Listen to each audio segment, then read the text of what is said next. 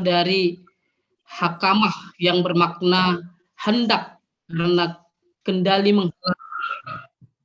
menghalangi hewan kendaraan yang mengarahkan ke arah yang tidak diinginkan atau menjadi liar. Memilih membuat yang terbaik dan sesuai dengan perwujudan dari hikmah, memilih yang terbaik dan sesuai dari dua buruk pun dinamai hikmah, pelakunya dinamai hakim. Hikmah juga diartikan sebagai sesuatu bila digunakan atau diperhatikan akan menghalangi terjadinya mudarat atau kesulitan lebih besar dan akan mendatangkan kemaslahatan dan kemudahan yang lebih besar. Selanjutnya, Quraisyab juga menjelaskan dalam kitab Al-Misbah bahwasanya Luqman melanjutkan nasihat kepada anaknya, yakni nasihat yang menjamin kesinambungan tauhid serta kehadiran ilahi dalam kalbu sang anak.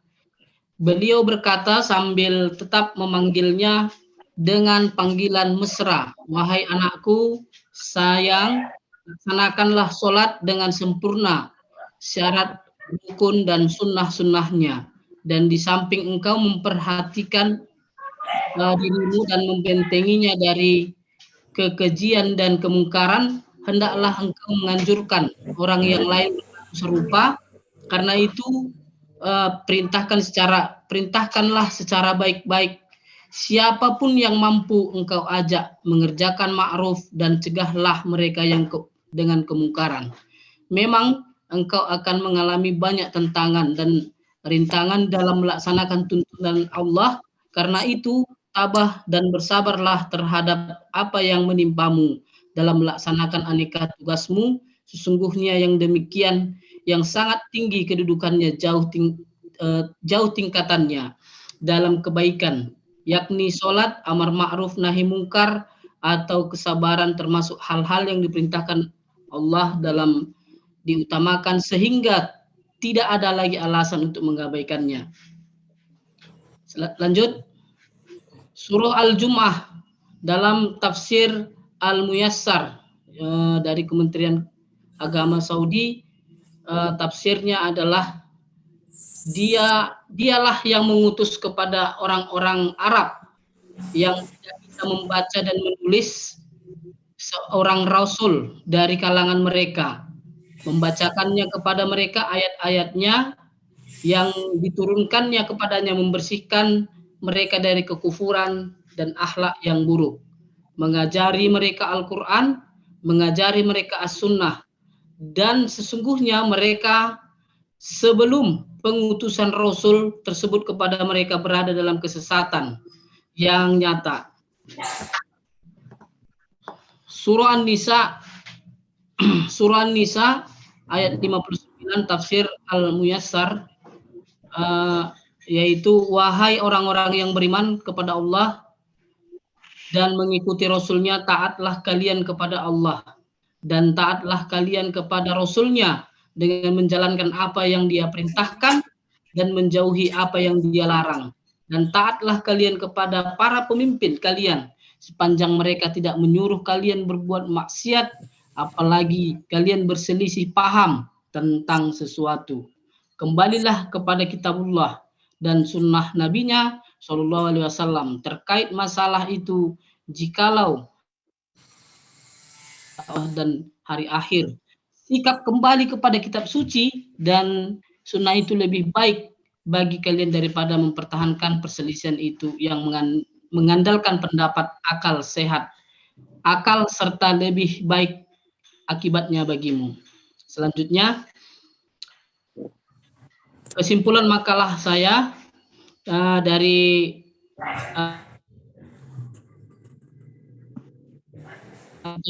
kandungan nilai dari pembelajaran surah Al-Luq. Tugas orang tua ialah mengenalkan Allah kepada anaknya dan mengesahkannya, karena Rasulullah telah bersabda yang artinya setiap anak dilahirkan adalah dalam keadaan suci atau fitrah sampai lidahnya bisa berbicara.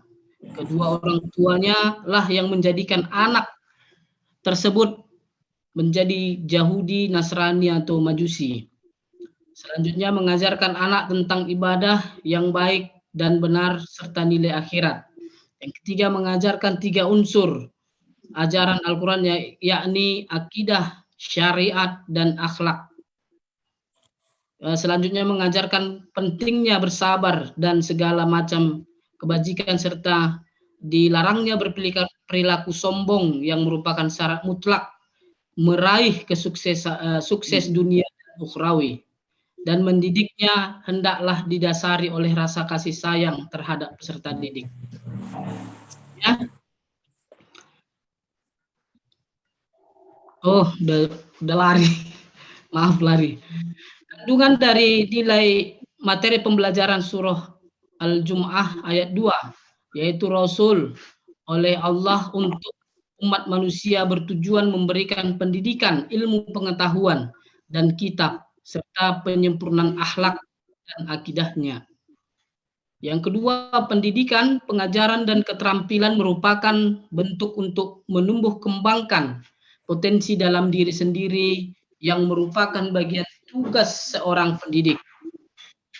Kandungan nilai materi pembelajaran dalam surah ayat 59, yaitu nilai yang terdapat dalam surah An-Nisa, yaitu perintah untuk kepada Allah, perintah taat untuk Rasulullah, perintah taat untuk ulil amri atau pemimpin, dan apabila terjadi perbedaan pendapat maka hendaklah dikembalikan kepada Allah dan Rasulnya. Mungkin yang bisa saya sampaikan secara garis besarnya, mohon masukan dan tanggapan dari kawan-kawan. Terima kasih. Wassalamualaikum warahmatullahi wabarakatuh. Baik, terima kasih kepada Pak Burhanuddin Kaloko. Maka selanjutnya pembanding disampaikan oleh Pak Sapnial MM. Kepada Pak Sapnial dipersilahkan. Terima kasih. Bismillahirrahmanirrahim. Assalamualaikum warahmatullahi wabarakatuh. Waalaikumsalam warahmatullahi wabarakatuh. Bapak dosen yang kami muliakan dan teman-teman yang kami banggakan, saya mau menambahkan sedikit ini, Pak Burhan. Siapa? Di situ tadi ada 3 surah ya nampaknya ya. Ada 3 surah, surah Luqman 12 sampai 19, surah Al-Jumu'ah, dan surah An-Nisa. An-Nisa ya. Di sini hari Sabtu di sini aja ya kan antaranya. Ini di sini karena S3 masuk. Ya daripada Lanjut Pak, lanjut Pak Sapnial. Mungkin saya ada menambahkan sedikit ini. Mungkin tambah satu surah lagi di surah An-Nahl, saya rasa. Saya bunyinya seperti ini. Bismillahirrahmanirrahim. Ud'u ila sabili rabbika bil hikmah wal mau'izatil hasanati wajadilhum billati hiya ahsan. Inna rabbaka huwa a'lamu biman dalla an sabilihi wa huwa a'lamu bil muhtadin. Ya, artinya serulah manusia kepada jalan Tuhanmu dengan hikmah. Artinya di sini hikmah di sini ya, perkataan yang tegas dan benar yang dapat membedakan antara yang hak dan yang batil. Dan berdebatlah dengan mereka dengan cara yang baik. Sesungguhnya Tuhanmu dialah yang lebih mengetahui siapa yang sesat dari jalannya dan dialah yang lebih mengetahui siapa yang mendapat petunjuk. Artinya di sini pembelajaran itu harus yang benar-benar. Benar-benar di sini kita tidak bisa yang kita sampaikan itu yang tidak baik gitu. Artinya nampak saya. Halo. Terus lanjut.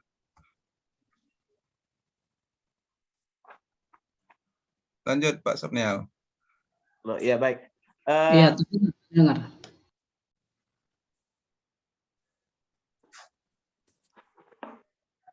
Kita di sini sama halnya yang disampaikan oleh Pak Burhanuddin Kaloko tadi, kita memang sudah diajarkan dari ayunan sampai ke liang lahat ya.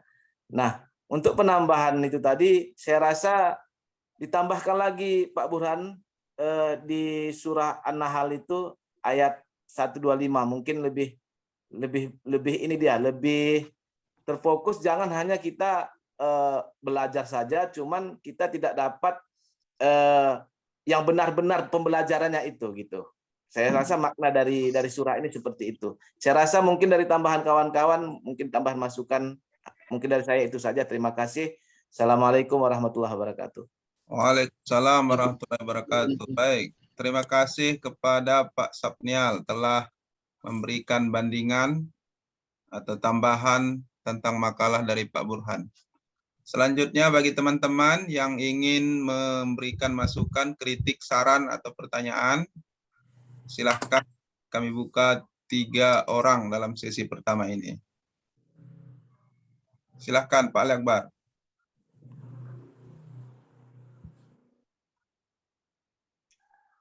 Lanjut Pak, belum. Tengok ngomong, aku pikir kemari. Oke, baik. Teman-teman yang lain.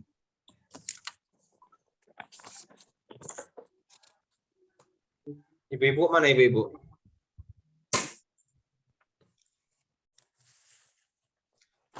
Baik, saya karena kawan-kawan belum ada yang apa, saya mungkin saran ini Pak Burhan. Saya melihat di makalah Pak Burhan itu ada 2 kali pembahasan di halaman 3 pembahasan tentang masalah ayat. Jadi di situ sudah ada ayatnya, ada terjemahnya.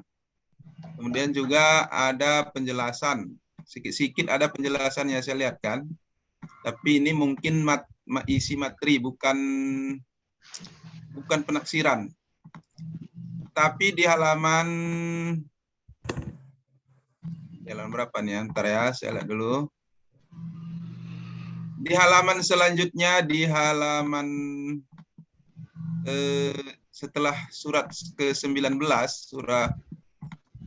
surah Al-Luqman ini ada ayat lagi ya, nih di halaman 8.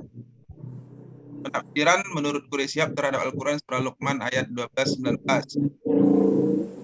Kalau menurut pendapat saya, kalau ini 2 kali pengulangan ayat, bagaimana kalau ayat yang pertama itu ditinggalkan saja, dimulai saja langsung ke halaman 8 ini. Di sini ada surahnya, ada tafsirnya, ada ayatnya, dan ada ayatnya, ada terjemahnya, dan ada penafsirannya. Itu menurut saran saya, tapi kalau menurut Pak Burhan ada alasan tersendiri, boleh untuk menyampaikannya. Itu sambil menunggu kawan-kawan kalau ada, sebelum ada pertanyaan yang lain. Demikian Pak Burhan. Baik, terima kasih Pak Yazid. Mungkin penjelasan dari atau saran yang diberikan Pak Yazid ini menjadi masukan, tapi awalnya kita membuatkan isi makalah ini adalah karena ada 2 penafsiran, yaitu yang pertama Quraisyhab, lalu yang kedua Mahmud Yunus. Jadi setiap penafsiran mereka kita bedakan penafsirannya itu dari awal. Tapi untuk maksud Pak Yazid mungkin untuk supaya jangan 2 kali ayat tersebut dimasukkan, kan seperti itu Pak Yazid ya. Bisa jadi Pak, ya. Oke, masukan Pak. Mudah-mudahan saya nanti. Oke, moderatornya siapa ya? Pak Yazid ya, Pak Yazid. Sekarang Yazid. ya, silakan Bu. Ya, Bismillahirrahmanirrahim. Assalamualaikum warahmatullahi wabarakatuh. Waalaikumsalam warahmatullahi wabarakatuh. Warahmatullahi Ya, wabarakatuh. Pak Burhan, di PPT Bapak di halaman ini kan judulnya tentang bahan dan materi pembelajaran menurut Al-Quran. Di halaman 1, 2, 3, 4, 5. Di halaman 5 menurut Muhammad Yunus. Untuk membentuk akhlak yang baik ialah dengan mendidik dan membiasakan akhlak yang baik itu sejak dari kecil sampai dewasa dan hari tua, bahkan sampai mati. Sebagaimana kita disuruh menuntut ilmu mulai dari buayan sampai masuk liang lahat. Begitu pula lah diri dan anak kita masing-masing hendaklah dididik dari kecil sampai mati. Pina mau sedikit minta penjelasan karena kita semua di sini kan adalah pendidik gitu. Bagaimana cara mengaplikasikan itu, sedangkan kadang-kadang yang kita temui sebagai pendidik itu tidak semudah itu gitu. Terima kasih. Saya kembalikan kepada Pak Yazid. Baik, dapat dipahami Pak Burhan pertanyaan Bu Pina? Suara Pak Burhan nggak usah dulu karena Pak Burhan adalah pemakai inti. Iya Pak. Nggak usah ditutup-tutup dulu sementara. Jelas pertanyaan Bu Pina? Jelas di halaman 5 tentang Mahmud Yunus. Oke, baik. Kita lanjutkan, masih ada pertanyaan lain, teman-teman? Bagaimana?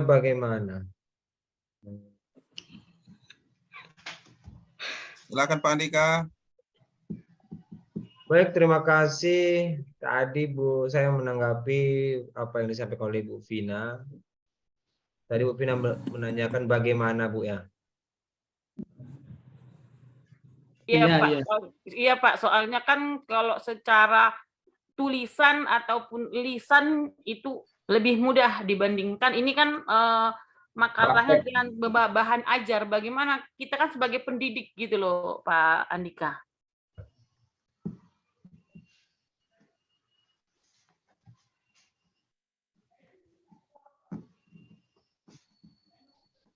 Maksudnya tunggu dulu Bu. Sekarang saya salah paham nih. Apa tadi? Bagaimana cara? Ya, di PowerPoint di makalahnya Pak Burhan Kaloko, menurut Muhammad Yunus katanya untuk membentuk akhlak yang baik ialah dengan mendidik dan membiasakan akhlak yang baik itu sejak dari kecil sampai dewasa dan hari tua, bahkan sampai mati.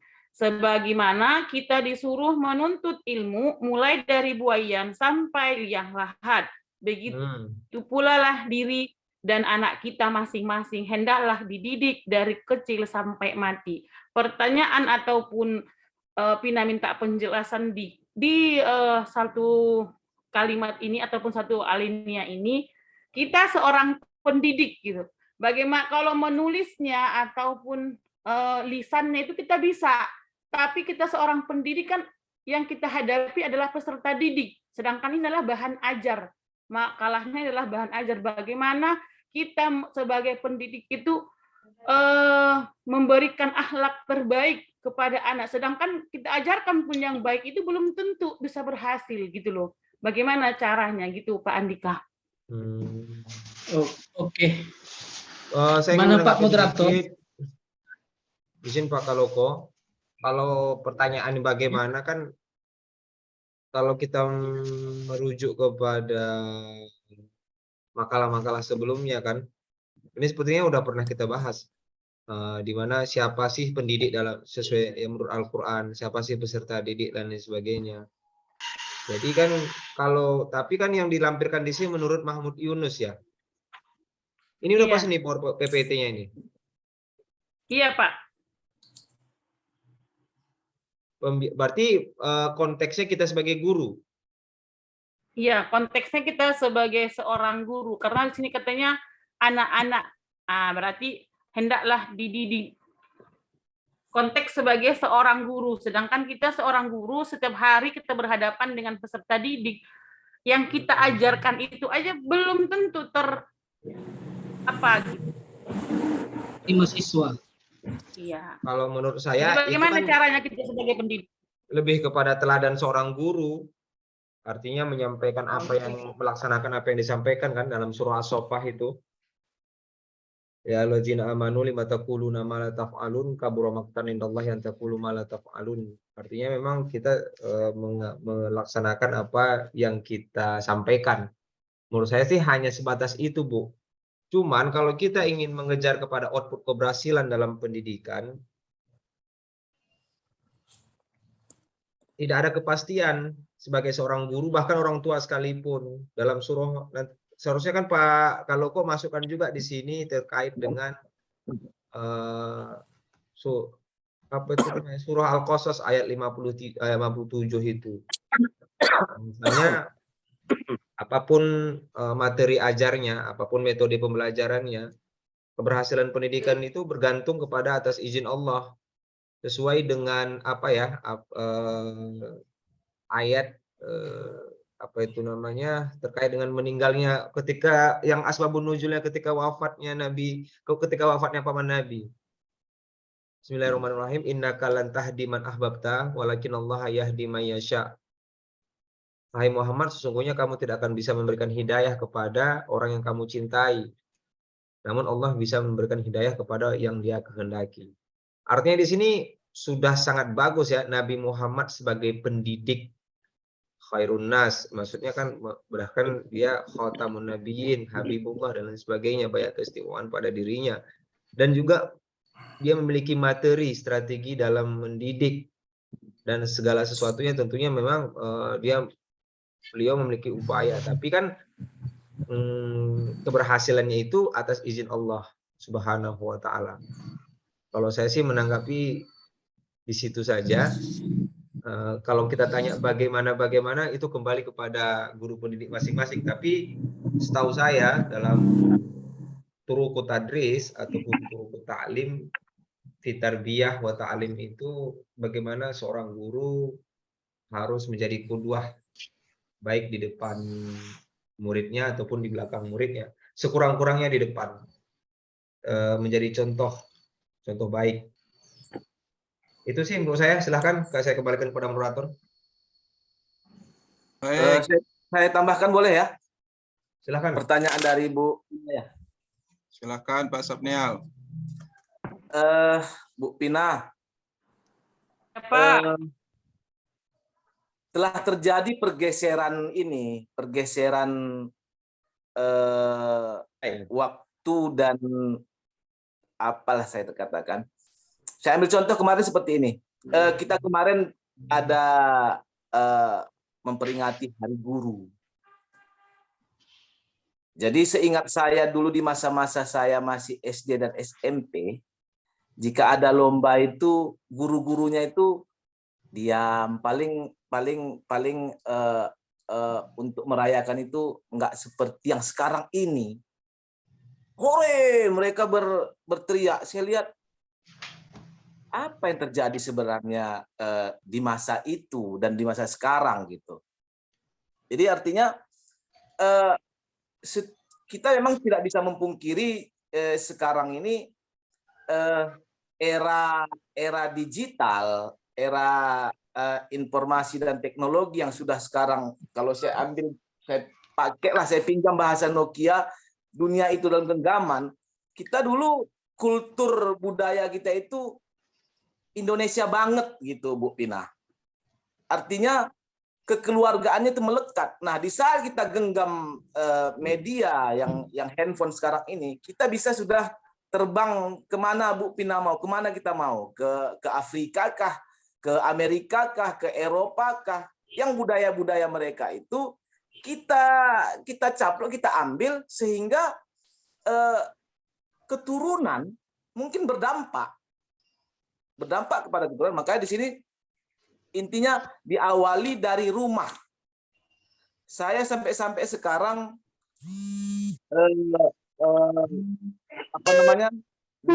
di rumah itu kalau anak saya jemput pulang sekolah yang masih TK, dia bilang HP Pak, HP Pak, HP. Padahal saya nggak kasih dia HP.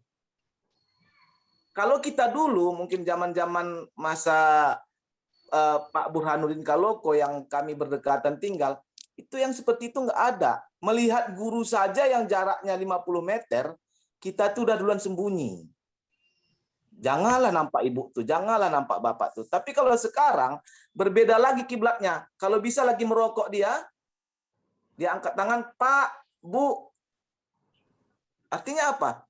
Diawali tetap dari rumah, Bu Pina. Kitalah kita contohkan ke diri kita sendiri dulu. Bagaimana kita mulai hal-hal yang kecil lah, Bu Pina. Memang cukup susah kita sebagai tenaga pendidik, Bu Pina. Tengoklah, misalnya di kelas itu ada sekitar 30 orang lah apanya itu. Makanya pesan dari guru saya teringat dulu, yang saya kenal di kelas ini, yang pertama orang yang paling pintar, yang kedua orang yang paling bandel dan maaf saya katakan bodoh. Kenapa? Ya itu tadi dia. Karena tidak mungkin, artinya seperti ini. Mungkin kita rasakan pada saat sekarang ini, yang mungkin anak didik kita dulu yang sudah sekian puluh tahun, 10 tahun misal saya katakan, dia menegur kita, Bu, dia bilang. Kita nggak ingat itu. Mereka ingat cuma satu, kita yang tidak ingat ratusan. Nah, intinya orang tua itu tidaklah langsung melepas apa yang dia makan mentah-mentah dari sekolah. Dari sekolah kita bukan di saat kita serahkan anak kita ke sekolah, orang tua anak kita itulah para tenaga pendidik. Nah, kita serahkan secara penuh. Jangan nanti pulang melapor anak kita, "Mah, Pa, tadi saya dicubit lah oleh guru ini." Nah, makanya saya kata tadi, berubah kiblat kita karena kita melihat di dunia luar, kita lapor balik. Ujung-ujungnya kita tenaga pendidik yang dilaporkan ke polisi.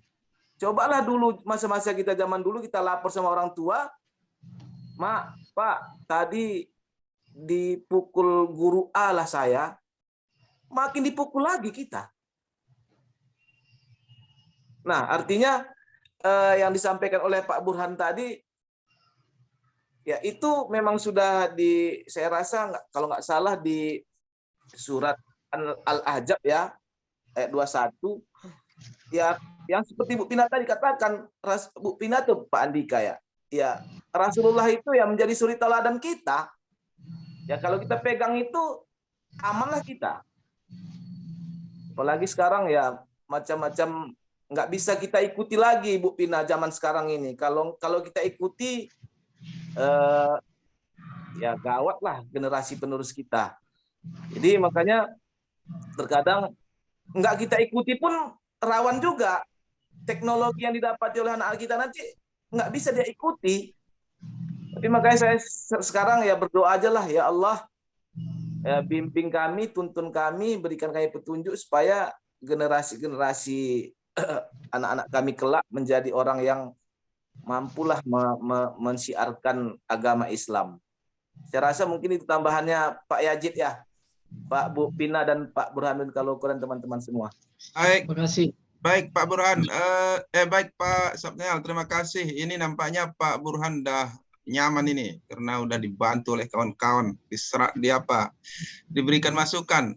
Kita lanjutkan terus ya ke Pak Ali Akbar. Silakan Pak Ali Akbar. Bu Pina cocok, Bu Pina, entah nggak ya cocok.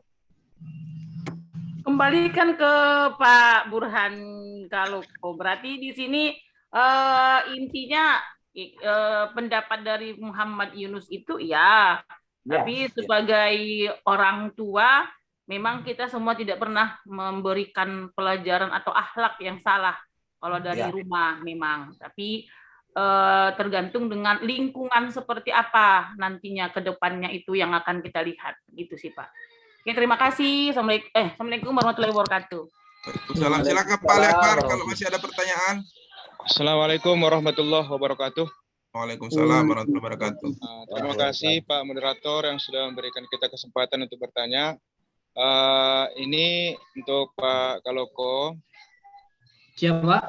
Materi kita adalah tentang pembelajaran menurut Al-Quran, gitu ya Pak. Materi. materinya, materi, Bukan pembelajarannya.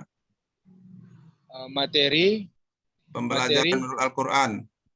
materi pembelajaran menurut Al-Quran. Nah, kalau kita lihat Pak, ini surah Luqman ya, dari ayat 12 sampai dengan ayat 19. Dari ayat ini, menurut Bapak, itu kira-kira mengarah kemana nih bentuk pembelajaran kita ini Pak? Apakah untuk menjadikan anak istilahnya patuh kepada guru, cara pendidik supaya anak menjadi patuh kepada guru, atau menciptakan anak yang berkarakter patuh, kemudian guru harus memiliki keprofesionalisme yang tinggi, karena di sini ada tentang pembelajaran harus dengan hikmah gitu ya Pak. Arahnya kemana nih kalau istilahnya diciptakanlah atau dijadikanlah ini sebuah dasar untuk misi atau visi suatu lembaga pendidikan Pak. Kedepannya untuk bagaimana ini Pak kajian kita ini Pak? Baik. Menciptakan anak karakter ya yang seperti itu Pak, seperti sejenis misi visi daripada pembelajaran yang berdasarkan ayat ini mengarah kemana ini kira-kira Pak dalam pembelajaran. Terima kasih Pak, itu saja pertanyaan saya. Terima kasih. Assalamualaikum warahmatullahi wabarakatuh. Waalaikumsalam warahmatullahi wabarakatuh. Silakan Pak Burhanuddin, mungkin kalau masih ada tanggapan dengan Bu Pina juga boleh. Demikian juga dengan Pak Lekbar. Setelah itu nanti kita serahkan ke Pak dosen kita. Terima kasih kepada kawan-kawan sekalian, terutama yang sudah menanya dan yang memberikan jawaban yang membantu saya. Dan yang terakhir mungkin nanti ya dikasih juga lah nanti tambahan kalau ada jawaban yang kurang pas nanti, terutama kepada Pak Ali Akbar.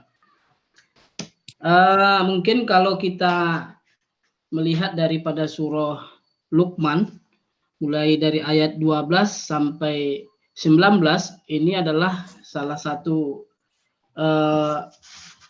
bahan atau bahan materi pembelajaran yang perlu kita ambil. Kalau di surah Luqman ayat 12, yang artinya, dan sesungguhnya telah kami berikan hikmah kepada Luqman, yaitu bersyukurlah kepada Allah, dan barang siapa yang bersyukur kepada Allah, maka sesungguhnya bersyukur untuk dirinya sendiri. Dan barang siapa yang tidak bersyukur, maka sesungguhnya Allah Maha Kaya lagi Maha Terpuji. Jadi di sini bisa dikatakan Luqman ini adalah seorang guru yang sangat bijaksana dan bisa menjadi bisa kita katakan menjadi tauladan lah, karena di dalam Al-Quran ada namanya. Jadi Luqman sendiri yaitu ada pembelajaran atau ada ilmu yang kita ambil di situ, yaitu tentang bagaimana hikmah. Jadi kalau kita belajar atau mengajar itu memang harus secara hikmah atau bijaksana, karena bagaimanapun zaman demi zaman memang berubah dari teknologi A, teknologi 3.1, teknologi nggak tahu lah kita nanti sampai 5 nanti, tetapi tetap kembali kepada kita bagaimana kalau kita lihat dari seorang Luqman, bagaimanapun dia tetap bersyukur, karena dia yakin dengan bersyukurnya dia memberikan bimbingan itu, maka Allah akan menjaganya. Di surah ayat 13 mengatakan, setelah ketika Luqman berkata kepada anaknya waktu ia memberi pelajaran kepadanya, yaitu, hai anakku, janganlah kamu mempersekutukan Allah, sesungguhnya mempersekutukan Allah adalah benar-benar zalim. Di sini lagi bisa dikatakan Luqman adalah seorang tauladan atau guru yang terbaik. Dia menyarankan atau dia memberikan motivasi lah kita katakan kepada anaknya agar tidak tidak mempersekutukan Allah. Karena kalau dia mempersekutukan Allah, maka dia benar-benar sudah zalim atau sudah tidak mentaati Allah. Jadi kalau kita ambil dari hikmahnya di situ adalah bahwasanya kita mengajarkan anak ini ya pertama harus mengenal Allah gitu. Kalau dia sudah mengenal Allah, maka dia tidak akan mencari lagi Tuhan-Tuhan yang lain. Dengan arti kata, dia makin taat. Kalau sudah taat, maka dia akan jauh dari kezaliman dan jauh dari mempersekutukan Allah. Ayat ke-14 yaitu, dan kami perintahkan kepada manusia kepada dua orang ibu bapaknya. Ibunya telah mengandung dalam keadaan lemah yang bertambah-tambah dan menyapihnya. Bersyukurlah kepadaku, kata Allah, bersyukurlah kepadaku dan kepada dua orang ibu kamu, kedua ibu bapak kamu, hanya kepadakulah kembalimu. Jadi di sini kita bisa memetik, itu juga harus mengetahui bagaimana dia ya perjuangan seorang ibu dan perjuangan seorang ayah. Jadi kalau kita ambil dari pembelajaran di sini, ya seorang siswa itu juga ya harus mengetahui juga bahwasanya guru itu sudah memberikan pelajaran atau memberikan ilmu yang sudah maksimal, maka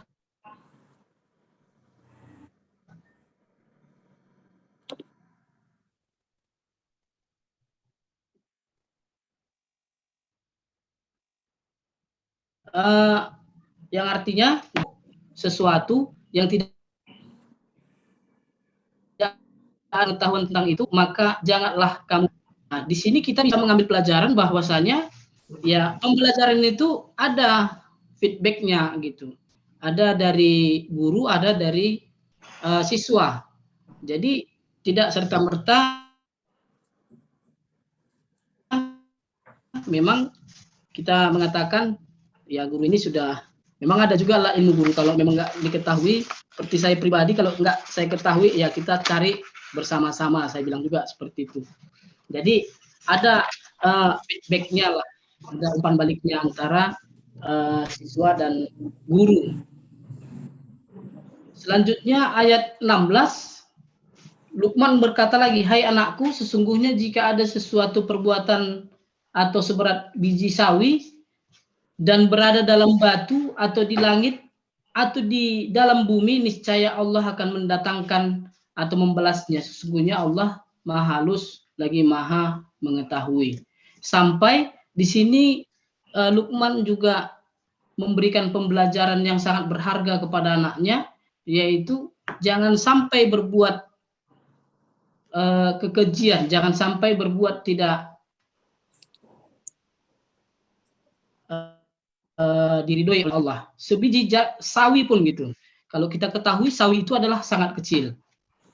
Ayat yang ke-17 lalu disampaikan di sini untuk menguatkan ketauhidan. Hai anakku, dirikanlah sholat dan suruhlah manusia mengerjakan yang baik dan cegah mereka dari perbuatan yang mungkar dan bersabarlah terhadap apa yang menimpa kamu. Sesungguhnya yang demikian itu termasuk hal yang diwajibkan oleh Allah. Jadi di sini disuruh oleh Luqman bahwasanya anaknya harus sholat dan juga menyebar kebaikan. Jadi kalau di sini kita ketahui, dapat kita ambil pelajaran bahwasanya seorang guru memberikan pengajaran kepada siswanya ya bukan serta-merta untuk dia sendiri, tapi untuk regenerasi ilmu itu. Jadi bisa jadi anak itu pun akan regenerasi menjadi orang atau guru. Lanjut ke ayat 18, dan janganlah kamu memalingkan mukamu dari manusia karena sombong, dan janganlah kamu berjalan di muka bumi dengan angkuh. Sesungguhnya Allah tidak menyukai orang-orang yang sombong lagi membanggakan diri. Nah, di sini dapat pembelajaran bahwasanya seorang manusia itu memang tidak bisa sombong atau tidak bisa karena dia mempunyai keunggulan atau kemampuan dia memberikan kesombongan, tapi di sini dikatakan ya janganlah bersombong. Bersombong dalam arti congkak gitu. Dan kalau bisa ya tetap kembali ke hikmah tadi. Dan terakhir ayat 19, dan sederhanakanlah kamu dalam berjalan dan lunakkanlah suaramu, sesungguhnya seburuk-buruk suara ialah suara keledai.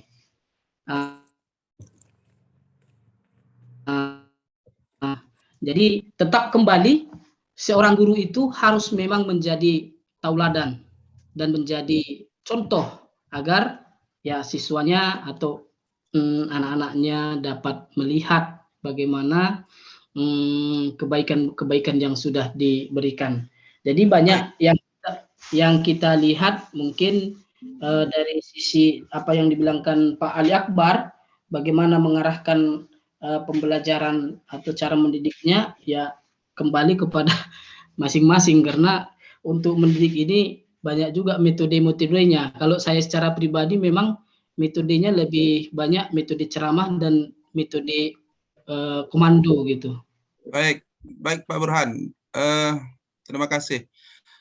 Saya tambah ya sedikit, ini langsung nanti setelah ini kita serahkan kepada Pak dosen. Kalau menurut saya begini, jawaban dari Pak Ali Akbar, ini kan judul Pak Burhan ini kan materi pembelajaran kan?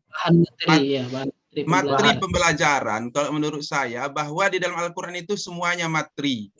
Hanya saja mungkin di makalah Bapak ini hanya menampilkan beberapa ayat. Makanya Pak Ali bertanya, ini ayat ini tentang apa materinya? Maka mungkin ini karena surah Luqman dan lain-lain ini menyembah Allah, bagaimana berbuat baik kepada orang tua, ini materinya. Padahal di dalam Al-Quran itu kan semuanya materi. Kenapa ada surat Al-Hadid?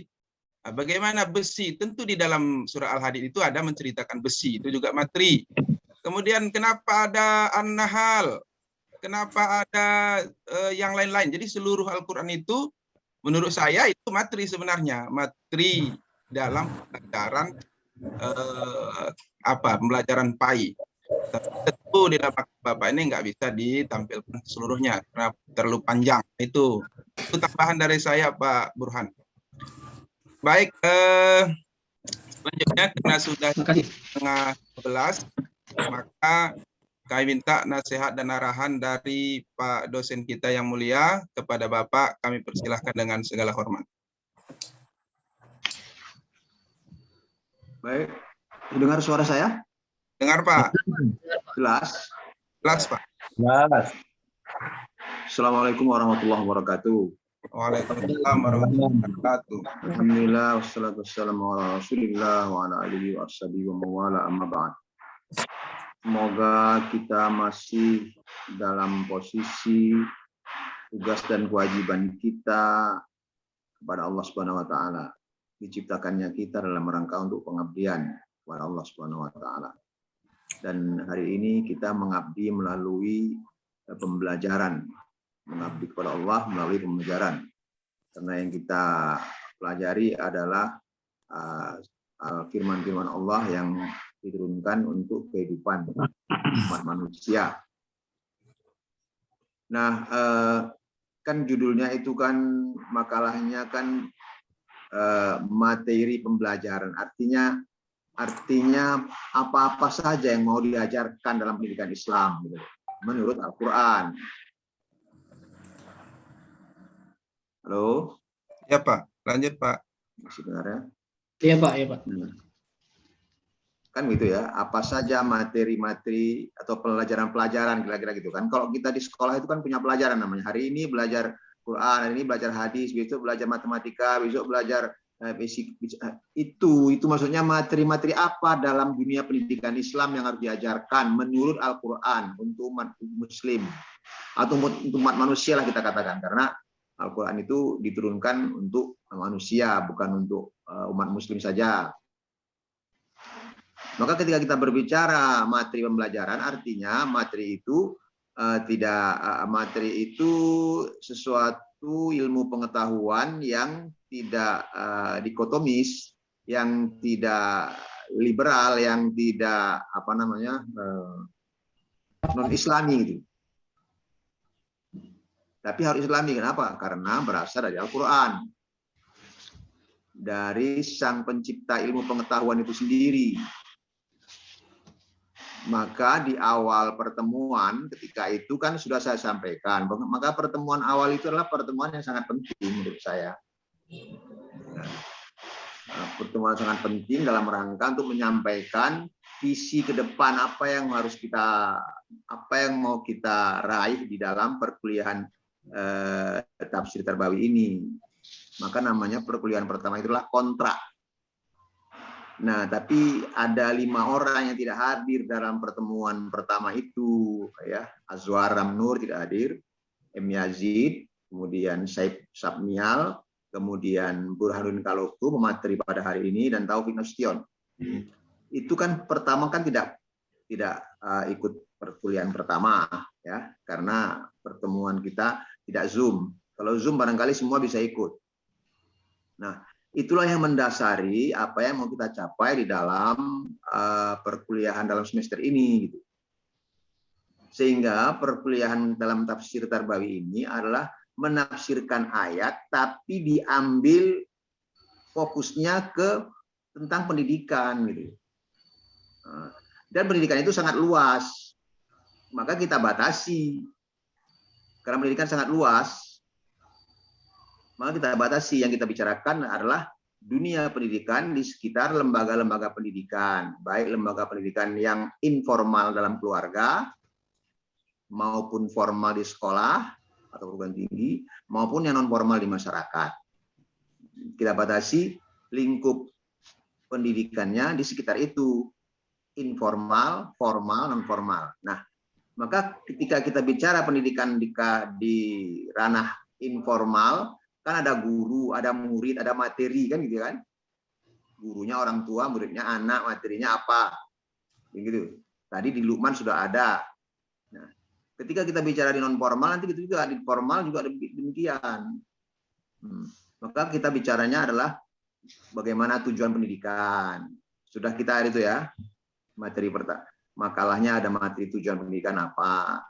Terus kemudian menjadi pendidik itu bagaimana, apa yang dimaksud pendidik di dalam Al-Quran, siapa, bagaimana, siapa dan bagaimana yang dikatakan murid atau anak didik dalam Al-Quran, apa dan bagaimana materi, hari ini kita materi, apa dan bagaimana strategi, metodenya dalam mengajarkan, apalagi yang sudah itu kemarin, materi hari ini strategi kemarin ya, strategi anak didik, peserta didik atau anak didik, pendidik, guru, tujuan, apalagi yang sudah kita bicarakan. Itu kan semuanya seputar pendidikan semuanya. Jadi kita menafsirkannya dari segi pendidikan. Tapi kita bagi-bagi. Hari ini pendidikan juga, tapi melihat dari sisi materinya gitu loh. Tidak sisi dari gurunya, tidak dari sisi murid, dari sisi apa yang mau diajarkan. Nah, makalah hari ini kita tidak dapatkan itu, gitu loh, menurut saya. Nggak dapatkan itu. Yang ada adalah nilai-nilai pendidikan dalam surat Luqman. Nilai pendidikan itu kan luas. Nilai pendidikan itu ada dari sisi guru, ada dari sisi murid, ada dari sisi strategi, ada dari sisi, kan kita ingin melihat materi apa saja. Nah, maka di awal pertemuan, materi pendidikan Islam itu adalah materi yang diturunkan Allah melalui pertama ayat-ayat qauliyah, Al-Quran dan hadis. Kan begitu. Di pertemuan pertama kita, saya tuliskan, saya tulis itu lagi. Saya buat skemanya lagi. Ya kan? Terus di sebelah kanan dan sebelah kirinya lagi adalah materi Al-Quran, materi yang diturunkan Allah untuk dipelajari kepada umat manusia sebagai pedoman melalui ayat-ayat kauniyah. Itulah nanti melalui sains. Kan gitu ya. Jadi kedua ayat itu, kedua ilmu qauliyah, Al-Quran, Sunnah atau ilmu nakliyah, dan kedua ilmu-ilmu alamiah atau ilmu-ilmu akliyah, atau sekarang dibilang ilmu sains, itu fenomena alam, itu dua-dua adalah ilmu yang diturunkan Allah. Jadi tidak ada boleh dikotomi gitu. Kan itu di awal pertemuan kita. Penyebab dikotomi itulah yang menyebabkan kemunduran Islam. Gitu. Itu yang kemarin itu. Bukti sejarah kan menyatakan bahwa kenapa Islam mengalami kemajuan yang sangat luar biasa pada periode awal. Periode awal itu artinya 7 abad pertama kali, 7 abad Hijriah pertama kali, yaitu pada masa Rasulullah, para sahabat, tabi'in, para ulama-ulama zaman Abbasiyah, Umayyah, Abbasiyah, dan terus sampai menjelang abad ke-6 dan ke-7 itu. Pada saat itu banyak sekali kan ilmu-ilmu yang menghasilkan para ulama. Al-Kindi, ada Al-Farabi, ada Ibnu Sina, ada Al-Ghazali, ada Al-Tusi, ada Mullah Sadra, ada yang orang itu notabene-nya ahli agama dan sekaligus ahli sains.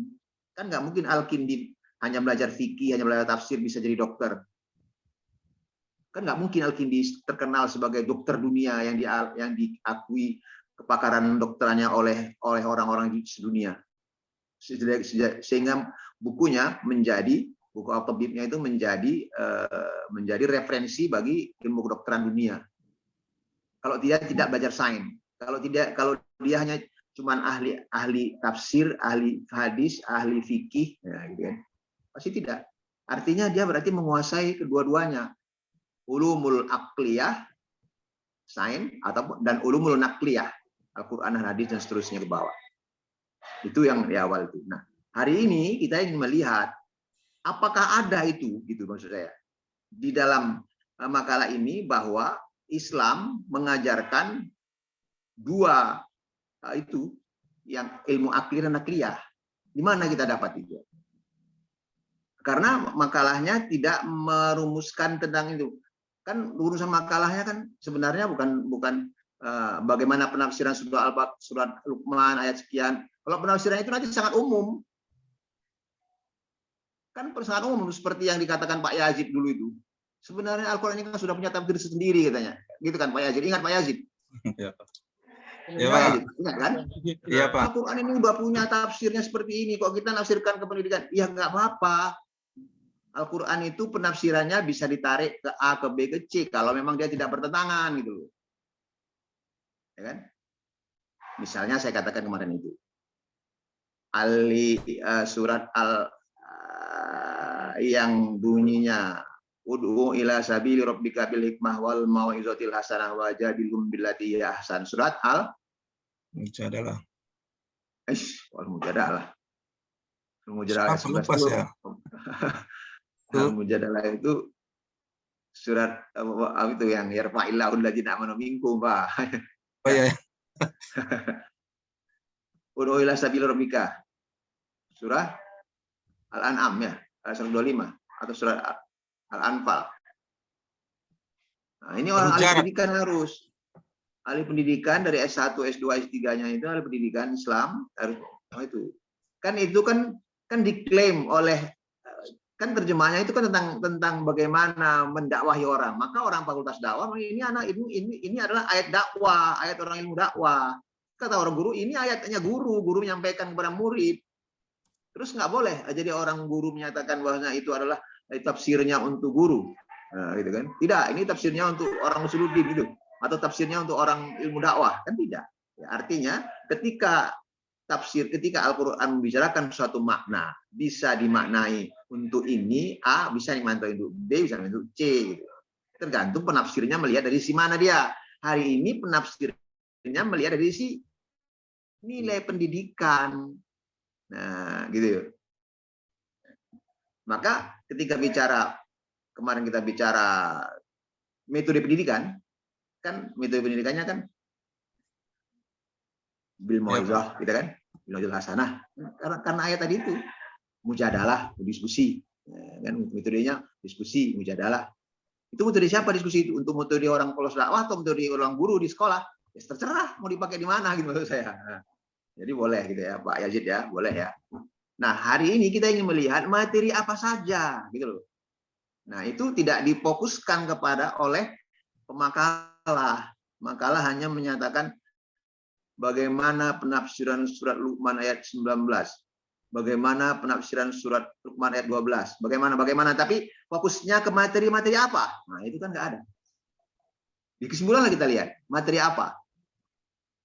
Paling tidak di Luqman itu materinya adalah pertama, akidah. Gitu loh. Kan ada pelajaran akidah kita di sekolah. Jadi nggak boleh sekolah nggak mempelajari akidah. Nah, kira-kira gitu lah kan. Ini kan materi pendidikan Islam atau materi pembelajaran Islam. Menurut Al-Quran itu apa saja yang harus diajarkan kepada anak murid, kepada orang manusia lah kita bilang. Kalau di sekolah kita karena kita guru, karena kita pedi pendidikan Islam berarti anak murid lah kita ceritanya. Kalau masyarakat berarti ya masyarakat. Ya pertama akidah. Mana akidahnya? La tusyrik billah. Kan itu dia. Luqman tadi kan. Bukan al ya, nggak ada alnya Pak ya. Nggak semua surat dipakai al. Al-Baqarah iya, Al-Fatihah iya. Iya Pak. Surat Muhammad nggak boleh pakai Al-Muhammad. Nama orang karena sudah ma'rifah. Jadi alif lam ma'rifah itu, ya kan nama orang kan ma'rifah Pak. Sudah ma'rifah. Alif lam tandanya ma'rifah. Definitif artinya dalam bahasa Indonesia kan. Sudah definitif nggak boleh lagi pakai al. Luqman itu sudah jelas orang, nggak boleh pakai al. Muhammad sudah jelas orang, nggak boleh al Muhammad. Kira-kira gitu. Nah, ketika kita bicara surat Luqman ayat 12-19, itu paling tidak ada 3 materi pelajarannya kan. 1 akidah, nggak boleh syirik. Nah, itu yang belum difokuskan oleh pemakalah. Maksudnya, dalam makalah ini tidak dianalisis dan menghasilkan materi apa dalam surat Luqman itu. Gitu. Nah, akidah. Terus kan dia bicara juga ibadah. Kenapa? Aqimis shalah ayat berapa itu? Ya bunayya, aqimis shalah. Tegakkanlah shalah. Berarti bicara ibadah. Berarti fikih, gitu loh. Nah, kan maksudnya belum sana arahnya. Berarti Al-Qur'an juga membicarakan masalah fikih ibadah. Fikih ibadah terutama karena suruh sholat dan nanti kan ada puasa tempat lain lagi dan lain sebagainya, haji dan lain sebagainya. Tapi itulah bagian daripada ibadah. Kemudian kan nggak boleh harus taat kepada kedua orang tua, harus nggak boleh sombong, jangan memalingkan muka ke kanan kiri, itu kan, jangan berjalan dengan angkuh kan, itu kan. Itu berarti apa? Akhlak. Jadi akidah, ibadah, akhlak itu kan pokok-pokok ajaran Islam. Pokok-pokok ajaran Islam itu adalah akidah, ibadah, akhlak. Atau dalam terminologi lain, iman, Islam, ihsan. Kan itu ya? Masih ingat itu ya? Di awal pertama kali ya. Iman, Islam, Islam. Itu pokok-pokok ajaran Islam. Lain lagi pokok-pokok hukum Islam. Pokok-pokok hukum Islam itu ya haram, mubah, ya, sunat, wajib, makruh. Itu pokok-pokok hukum Islam. Ini pokok-pokok ajaran Islam. Para ulama sepakat itu 3 itu. Iman, Islam, dan Islam. Atau iman, akidah, Islam syariatnya, itu muamalahnya, itu ihsan, akhlak. Bisa diganti dengan akhlak. Sering orang ihsan itu diganti dengan akhlak. Jadi, nah, di Luqman ada 3 itu materinya. Walaupun sepanjang dari 12 sampai 19. Dan itu harus dikerucutkan oleh pemakalah materi itu. Ya kan? Jadi bukan penafsirannya yang mau kita lihat, penafsiran yang terkait mengerucut ke materi pendidikan. Nah, itu yang belum nampak. Penafsiran memang penafsiran, tapi penafsiran yang kita tarik dari sisi materi yang mau diajarkan kepada anak-anak. Nah, itu ya. Nah, itu yang mengerucutnya belum ke sana saya melihatnya. Nah, kemudian di surat yang lain, itu ada beberapa.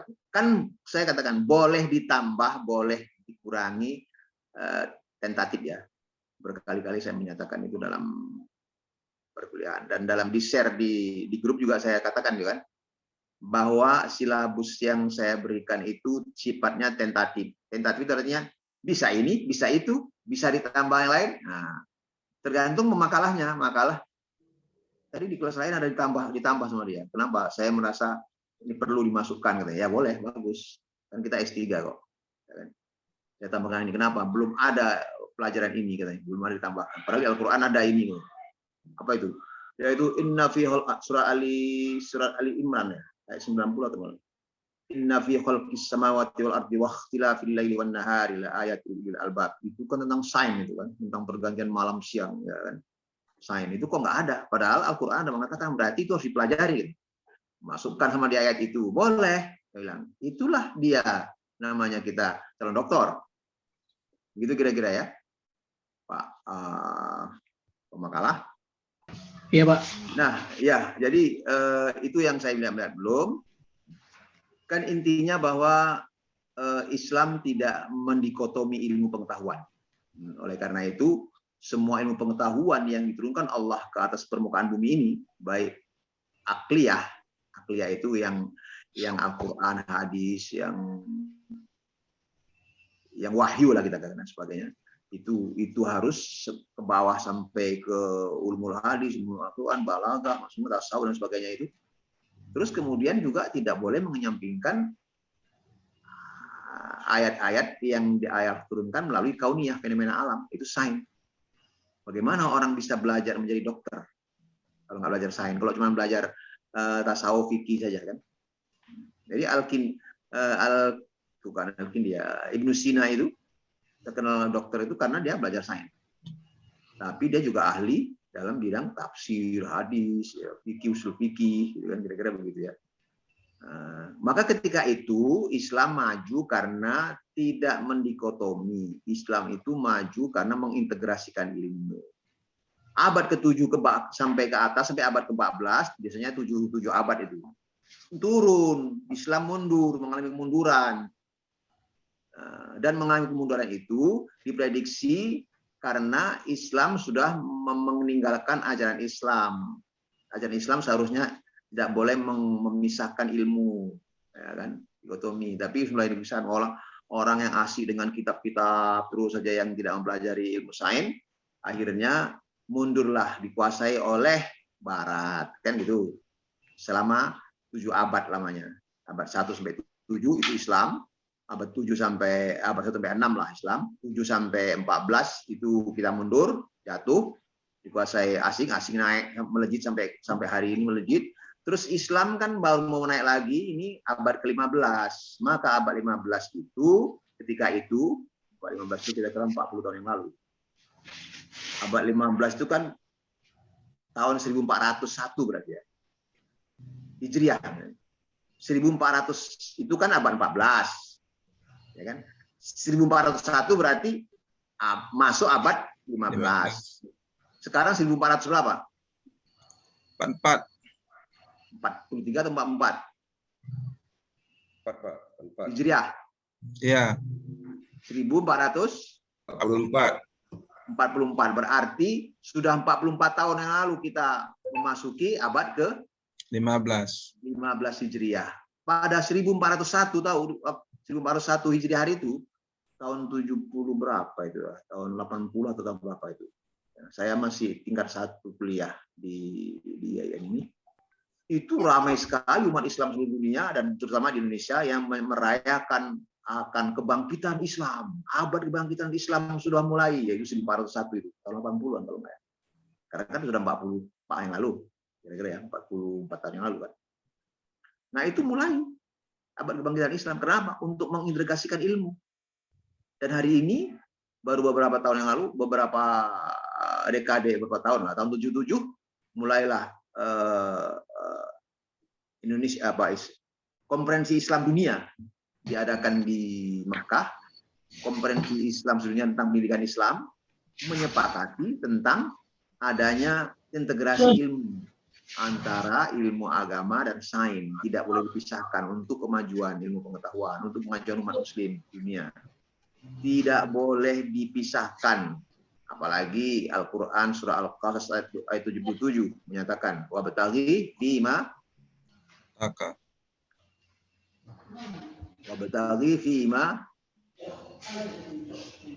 atakallahu darul akhirah wala tansa nasibaka minad dunya.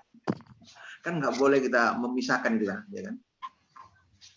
Apalagi cari untuk akhirat, tapi jangan lupa dunia. Itu artinya kan integrasi ilmu-ilmu. Setelah orang dikotomi lah, hanya mengutamakan akhirat saja, itulah kemunduran Islam ketika itu. Bahwa kemajuan Islam tidak karena memisahkan antara syariat dan sains, itu kan juga akhirnya. Padahal kemajuan Islam itu Abbasiyah di Baghdad, luar biasa majunya. Umayyah di Andalusia, Spanyol sudah luar biasa majunya.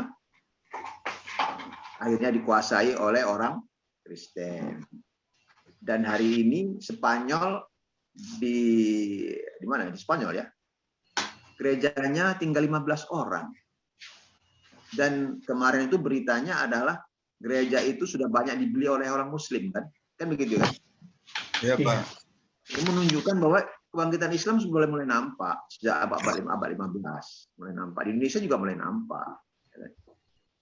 Sudah mau banyak gereja-gereja yang sudah menjadi masjid, dibeli. Dan terakhir ini gereja di Spanyol itu mau dibeli oleh pimpinan wilayah Muhammadiyah Jawa Timur. Pernah dengar? Klik aja lah. Klik aja Google. Pernah Pak, yang di Granada Pak? Pernah. Muhammadiyah Jawa Timur akan membeli gereja di Spanyol. Klik aja itu keluar itu ceritanya. Klik aja. Iya Pak. Harganya sekitar berapa miliar itu? 43 miliar atau berapa gitu. Orang Jawa Timur bukan Muhammadiyah Indonesia, bukan pimpinan pusat, pimpinan wilayah Jawa Timur akan membeli gereja di Granada itu tadi katanya kan. Sekian dolar, kalau dirupiahkan 43 miliar kalau nggak salah. Itu menunjukkan kemajuan Islam yang ditakuti oleh orang-orang Barat dan orang-orang opobi yang terfobi terhadap Islam. Makanya Islam sekarang disudutkan dengan dibilang teroris lah, radikal dan sebagainya kan gitu. Kira-kira arahnya begitu. Dan itu tidak bisa dipungkiri lagi bahwa Islam tidak boleh mendikotomi. Gitu. Dan materi pembelajaran Islam itu harus berkolaborasi dengan tujuan. Tidak boleh lepas dari tujuan.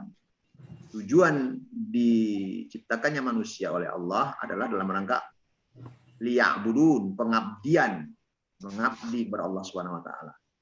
Bisakah mengabdi tanpa ilmu sains atau tanpa ilmu agama? Nggak boleh ya. Atau ilmu agama, mengabdi ilmu agama saja bisa. Tapi apakah mengabdi ilmu sains nggak boleh? Nggak boleh. Dokter itu prakteknya mengabdi kepada Allah atau bukan? Dokter Islam lah terutama ya. Dokter Islam itu kalau buat praktek dia itu di puskesmas itu dalam rangka pengabdian kepada Allah atau bukan? Tergantung niatnya, Pak. Iya, itu lah maksudnya niatnya Islam. Ini kan orang Islam. Pengabdian. Pengabdian kepada Allah ya kan gitu ya kita ya.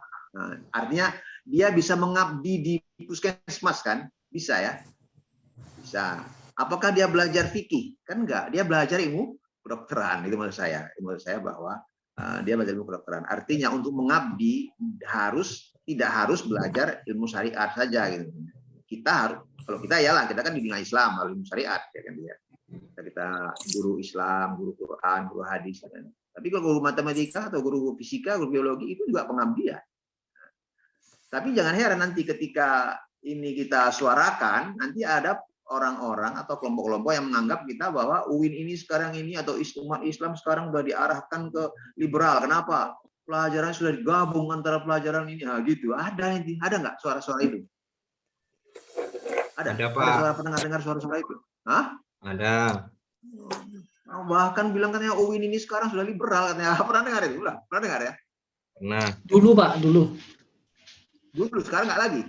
Nggak lagi Pak. Oh sekarang nggak lagi ya. Saya masih dengar tuh katanya UIN sekarang ini sudah liberal. Wah, kenapa? Ya tadi itu yang udah menggabungkan antara ilmu-ilmu itu tadi. Padahal kita kan ingin melihat sejarah masa lalu.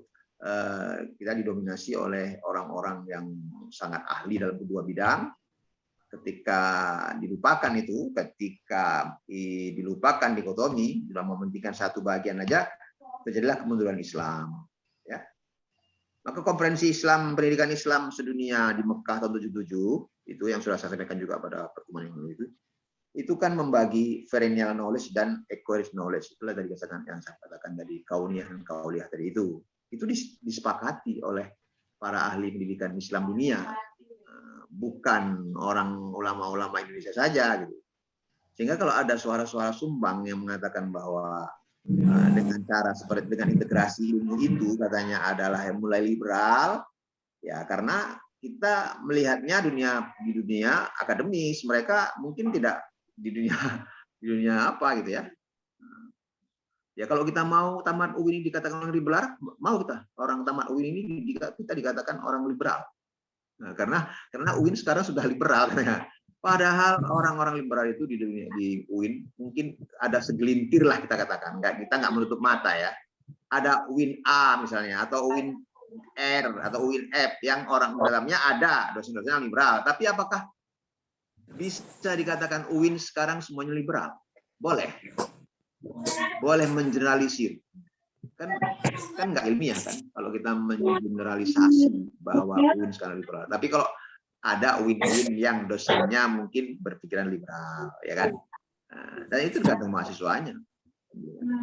Artinya nggak bisa lagi. Kita nggak mau lah di generalisir bahwa katanya UIN Medan liberal, gitu kan? Ya, kita kan sudah kurang nyaman rasanya gitu ya. Kalau kita bagaimana mengembalikan kesuksesan masa lampau ketika Islam itu maju. Kira-kira itu ya. Kan ayat pertama yang turun itu, surat Al-Alaq 1-5 itu, sampai 3 aja pun udah jelas itu, bahwa kita materi pendidikan yang diajarkan Allah itu kita disuruh kedua-duanya. Coba bicara. Nanti kita sana, kita hidupkan nanti. Pak, kalau Iqra, itu kan suruh menuntut ilmu. Bismi rabbik itu saja sudah akidah kan. Ya. Kalau kita menuntut ilmu dengan nama Allah, itu kan sudah niatnya pengabdian. Rabbika itu adalah tidak boleh lepas dari setiap penuntutan ilmu. Ilmu apa saja? Iqra bismi siapa? Bismi berhala, atau Iqra bismi ilmu, atau Iqra bismi rabbik. Bismi rabbik itu akidah yang nggak bisa diperlepaskan. Sudah kita baca, kemudian masuklah kita kepada alladzi khalaqal insana min alaq, yang telah menciptakan kamu dan kamu diciptakan dari alaq. Alaq itu apa? Bisa dipelajari alaq itu di fikih? Bisa. Bisa dipelajari dalam hadis? Bisa. Tapi alaq itu adalah domain ilmu kesehatan, kan bukan? Ilmu kedokteran. Tahu alaq kan? Alaq tahu alaq? Khalaqal insana min alaq. Yang telah menciptakan manusia dari segumpal darah. Segumpal darah. Kan itu kan. Itu domain siapa? Kalau bicara darah, ini gennya apa gitu kan? Ilmu kesehatan, kedokteran, dan itu bisa dipelajari di ilmu sains, gitu maksud saya. Kan sudah jelas di ayat pertama itu. Yang penting Allahnya tidak lupa. Itu adalah tempat kita ketergantungan kita yang pertama. Itu dari akidah tauhid. Bismi rabbik. Iqra itu mau iqra kauniyah, mau iqra kauliyah, harus bismi rabbik. Mau iqra kita pada hari ini harus bismi rabbik. Maka kalau kita belajar mulainya Bismillahirrahmanirrahim, alhamdulillah, wassalatu wassalamu ala rasul. Itu sudah bismi rabbik namanya. Yang dipelajari apa? Bisa mempelajari apa yang ada di dirimu, alaq yang terciptakan kamu itu, mempelajari semua yang ada dalam diri kita itu adalah sains. Alaq. Alaq itu adalah yang tergantung dalam rahim. Rahim itu adalah domainnya kedokteran. Nggak ada tempat lain ya. Kan sudah jelas itu sebenarnya. Artinya bahkan Albert Einstein, kenal Albert Einstein? Belum, Pak. Albert Einstein. Namanya tahu. Namanya tahu, siapa itu? Namanya tahu, Pak. Ya, siapa itu kira-kira? Ahli apa ya? Listrik ya. Listrik ya? Listrik siapa yang bukan? Albert Einstein, ilmu energi. Ilmu energi, ilmu apa namanya ya? Albert Einstein. Albert Einstein itu seorang fisikawan. Fisikawan. Ilmu fisika. ilmu fisika, ahli fisika. Energi yang keluar diklik aja. Nah, sekarang nggak payah, tinggal klik aja. Einstein itu siapa? Keluar fotonya keluar, kemudian ceritakan di bawah sejarahnya.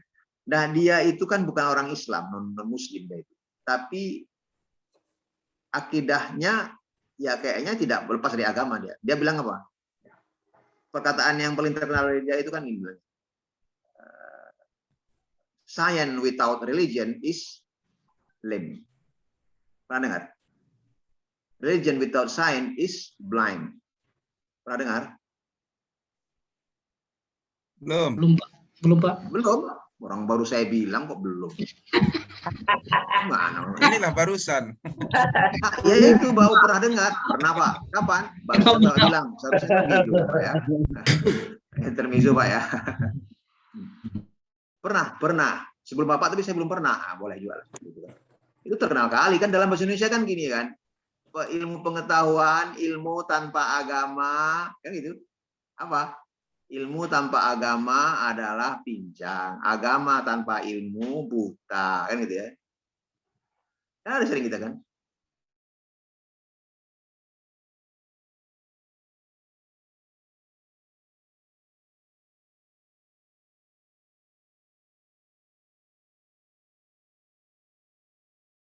Itu ilmu yang tidak diamalkan seperti pohon yang tidak berbuah ya. Tapi kan ada yang Beramal tidak berilmu.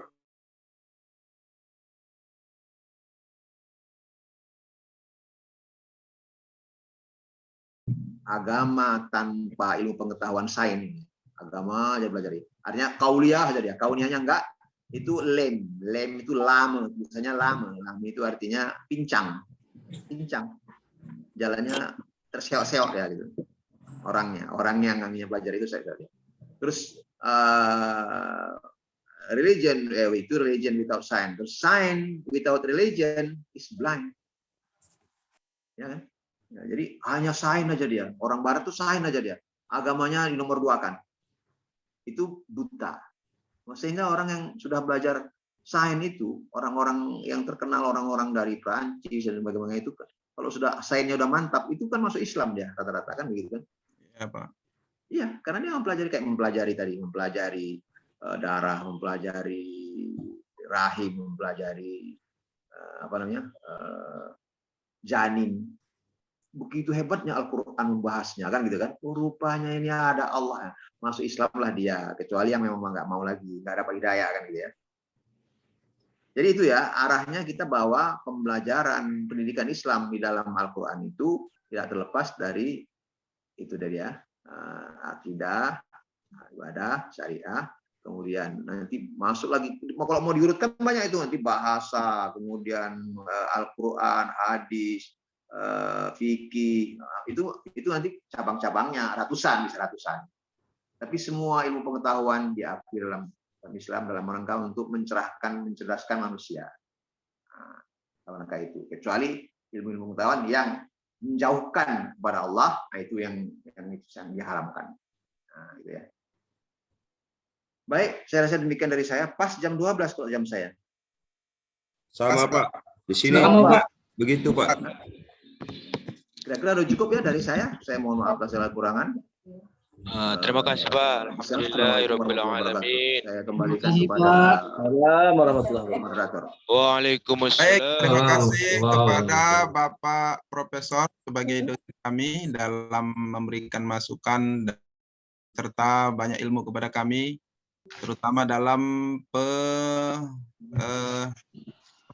penyempurnaan daripada makalah saudara Pak Burhanuddin Kalopo, dan kemudian sebagai pembanding pada hari ini adalah Pak Sapnial. Ada yang tidak hadir, mohon maaf, saya tidak hadir tadi. Saya lihat ada cuma 11 orang tadi yang nampak ya. Walaupun tidak nampak wajahnya, tapi nampak monitornya ya. Nampak Pak. Nampak wajah Pak. Semua hadir Pak. Ali Akbar. Dulu ada yang nggak ada sinyal Pak kan. Jadi awal-awal tadi hadir Pak. Jaringan Pak ya Pak. Tadi masuk Pak. Yang muncul monitornya 11. Artinya ada 2. Siapa yang 2 itu? Nanti kita cari, Pak. Ya saya mau mengabsen melalui daring. Saya mau mengabsen melalui aplikasi dari UI. Mohon izin, siapa Pak? Mohon izin beliau kayaknya si Ustaz Saya Ajwar. mau tahu namanya siapa namanya. Ustaz Ajwar Pak satu. Azwar Ramnur. Ya, mohon izin beliau.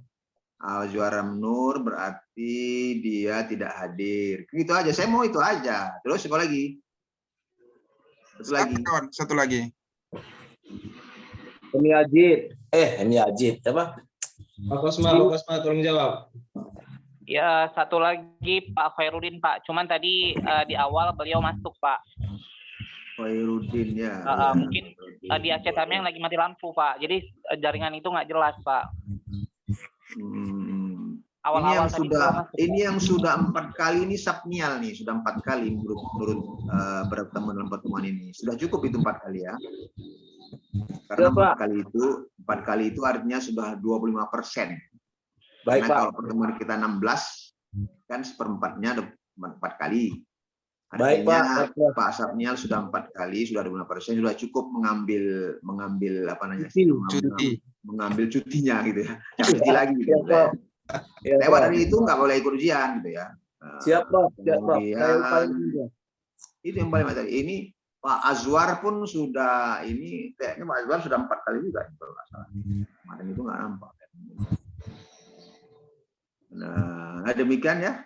Semoga kita sukses berhasil semuanya dengan baik. Amin ya Allah. Amin. Kita itu dengan mengucapkan hamdalah ya. Alhamdulillahirabbil alamin. Baik, terima kasih Ustaz dan teman-teman semua. Mudah-mudahan perkuliahan kita pada hari ini diridai Allah serta diberikan kita kesehatan, panjang umur, serta yang paling perlu luas rezeki. Rezeki kita mengalir dari mana-mana agar kuliah kita ini bisa lancar sampai akhir. Jadi saya sebagai moderator mohon maaf atas segala kesalahan dan kekurangan. Terima kasih. Akhirnya assalamualaikum warahmatullahi wabarakatuh. Waalaikumsalam warahmatullahi